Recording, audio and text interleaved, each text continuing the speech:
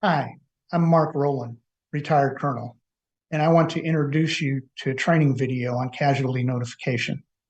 A subject I know quite well as I have been on both sides of the door. In 2015, I answered the knock on the door to see a team of airmen in service dress standing there asking if they could come into my home. Knocking on someone's door is the second worst thing I have ever done. Answering the knock is the worst. It is my hope that my experiences that I will share in this video may be of help to you if you are called on to perform this important and difficult duty. Notification is unpredictable and very emotional, and the only thing to guide you and support you is the process.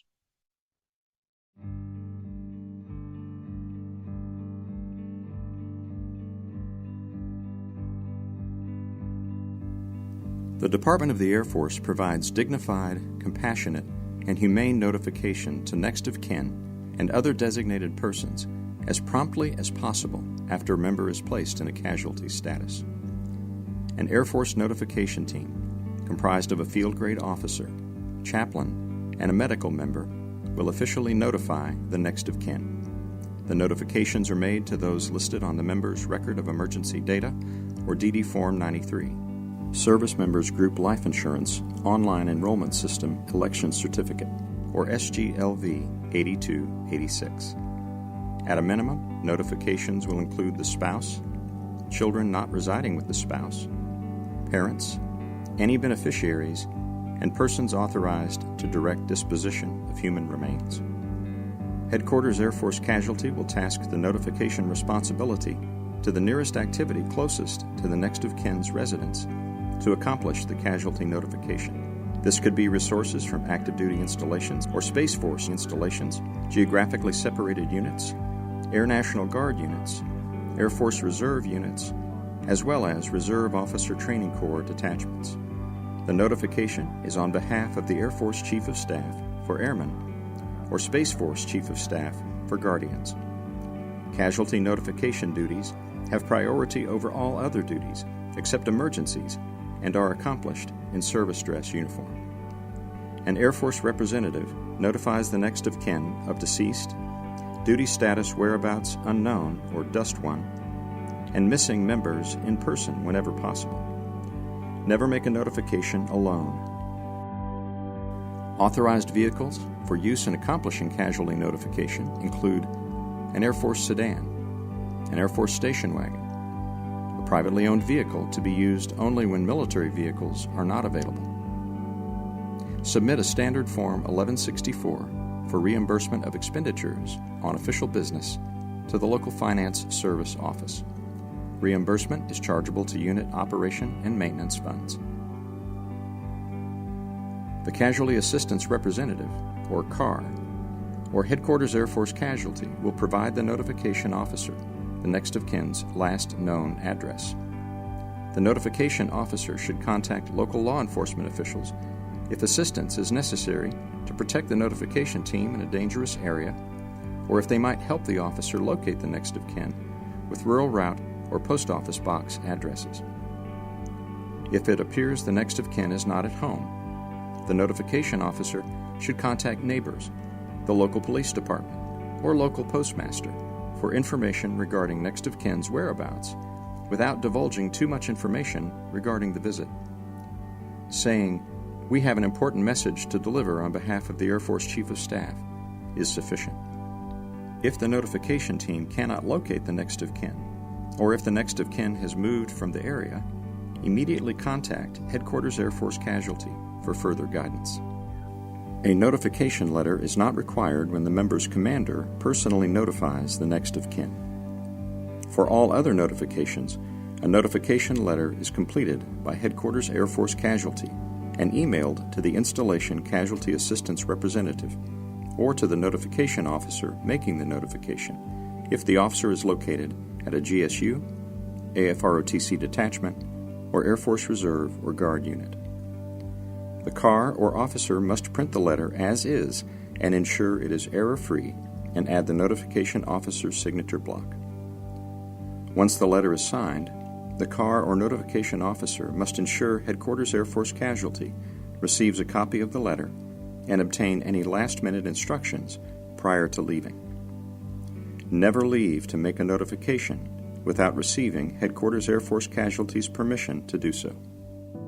I was assigned as the PAS at the University of Kentucky in 2007, and as such, one of the few field grade officers available to perform this duty. I was tasked to perform the secondary casualty notification in Eastern Kentucky for the parents of an NCO who was killed in an auto accident in North Dakota. His wife was TDY, and his children were at Minot being cared for by a third party. The parents resided in Eastern Kentucky, about a 3-hour drive from Lexington. I had already departed for home when my NCOIC got the call from Randolph. He started the paperwork process while I continued home, donned service dress, and returned to the deck to review the casualty notification notebook I had been given 4 years earlier in commander's orientation, which had collected dust all that time. Prior to that, I had received training in 1990 as Operation Desert Shield was ramping up. I took my NCOIC with me, and not knowing any more about the area we were heading to, we called local law enforcement for backup. My thought was, lacking support from clergy or medical professionals, having sheriff's deputies with us would put any response we needed at our fingertips. It was dark when we departed, and we met law enforcement at the local convenience store a few miles from the home. They waited in the background as we knocked on the door. The father answered the door and pretty much knew right away that we were delivering bad news. He gathered his wife, they sat down, and we delivered the notification, telling him what we knew and that the children were safe and being notified, and his daughter-in-law was being notified at her TDY location. We left them with instructions, telling them they would soon be contacted by their son's unit at Minot and casualty assistance from Wright-Patterson. I left with the feeling that I wish I could have done more and had more information to tell them about what was to come next. The notification officer should be cognizant of their surroundings and can always contact local law enforcement to accompany them to an address. Identify him or herself as a representative of the Air Force Chief of Staff. Make sure they are speaking to the correct person or persons by confirming the identity of the next of kin. And paraphrase the circumstances described in the notification letter. Don't hurry your words. Speak as naturally as possible. Don't extend overly sympathetic gestures that may be taken the wrong way.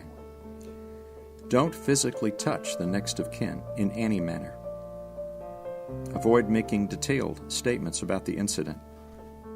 Give the notification letter to the next of kin. State that the member's commander will send a letter explaining the circumstances of the incident.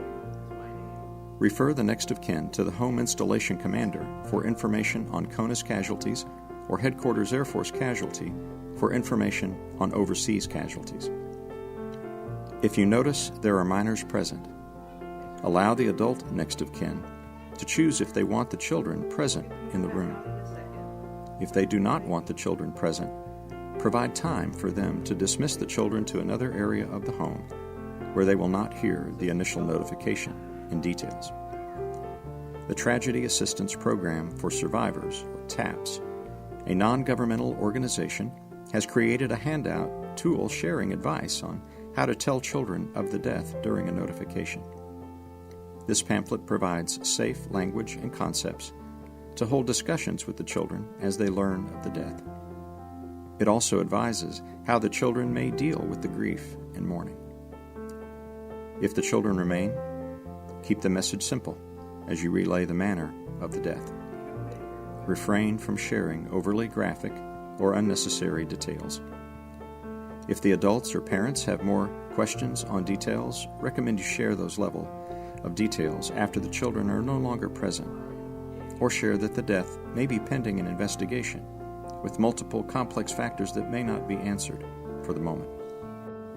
Inform the next of kin eligible for casualty assistance that a car will contact them within 24 hours to arrange for personal casualty assistance at their convenience. Verify the next of kin's name, home address, and telephone number. If there is another notification team en route to a different next of kin, we will let you know to inform the next of kin. For CONUS casualties, inform the next of kin, as indicated in the notification letter, that a Mortuary Affairs representative will contact them regarding mortuary affairs. For all overseas AOR casualties, aircraft accidents, and accidents involving multiple casualties, Headquarters Air Force Mortuary Services will contact them regarding mortuary affairs. Stay with the next of kin as long as needed, but depart the residence in a professional manner and within a reasonable period of time. Ask if the next of kin has someone who will stay with them, or if they wish to call someone to stay with them. Do not leave the members next of kin alone, and do not depart the premises until positively seeing that next of kin will have someone with them when you're ready to depart. The following is not to be discussed with the next of kin. Do not answer questions about survivor benefits, burial, or similar matters. Do not discuss compensation-related questions dealing with insurance, gratuities, arrears of pay, and so forth. Do not answer questions relating to line of duty, negligence, errors in judgment, or the responsibility of other personnel concerned with the incident. Do not answer questions relating to mortuary affairs. Under normal circumstances, the notification officer will not have any further contact with the next of kin. An exception might occur when an individual is declared dust one.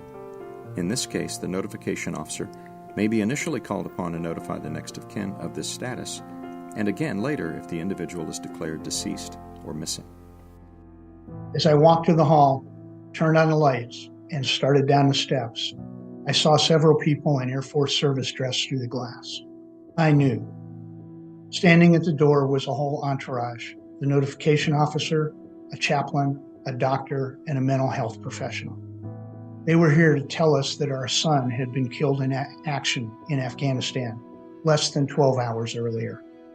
I let them in and called my wife, and as she looked into the entryway, it instantly registered what was taking place. She turned, let out a scream, and disappeared into the bedroom. I turned, and she reemerged dressed to face what we knew was coming. We didn't even give the casualty notification officer an opportunity to recite his well-practiced narrative. We invited them in and sat in our family room as they proceeded to tell us of our son's loss and what was to come in the immediate future. From that point, we were on autopilot. In very short order, we were introduced to our family assistance representative and were whisked off to Dover that afternoon for the dignified transfer. On our return from the dignified transfer, as the next of kin, we received a visit from the Casualty Assistance Team and Airmen and Family Readiness from Wright-Patterson, the nearest Air Force installation to our home, regarding burial and benefits. Our son's unit arranged memorial services and traveled to Hurlburt for those ceremonies and to Arlington for his burial. All the burial arrangements were made by Mortuary Affairs, and he was escorted to Arlington. After the notification is complete, and immediately after leaving the next of kin's residence, call Headquarters Air Force Casualty Services at their toll-free number. Provide the following information. Time notification was completed. The next of kin's name, address, and telephone number. Unusual events or comments made by the next of kin. And information on other family members to be notified by the next of kin or Headquarters Air Force Casualty. Thank you for your service to aid and assist with the notification of the surviving next of kin. If you have any questions, feel free to reach out to your installation casualty assistance representative or to the Air Force Casualty Office at the number on your screen. After the notification, if you should become overwhelmed by your experience, please talk with a military family life counselor or a chaplain as soon as possible. Your safety and well-being is important to us, as this is a difficult and sometimes very emotional duty to perform. I have a few closing remarks I would like to share from what I've learned from my 2 notification experiences. You are never prepared to make that notification. Understand that after you say, "I regret to inform you," nothing else is understood by the family until later. When there is a knock on the door of a family of a service member by uniformed officers, there are no longer any surprises, just questions. Expect the unexpected. While the notification team knew our background as an Air Force retiree and spouse, our reaction is not what they expected. Be flexible. You really never know, nor can you be prepared for the reaction you will receive. Be human and compassionate. When the notification is given, answers are not available, just the process. So know the process. I wish I had periodically reviewed the notification process. I wish I had had a better understanding of the immediate follow-on actions so I could have given the family more on what was to come. Finally, you never expect to give anyone this news. Expect it. Make the procedural review routine. Some units may have a higher expectation of occurrence and may prepare, but not an ROTC commander at a university. Thank you for your time, and please review the notification process as often as you need.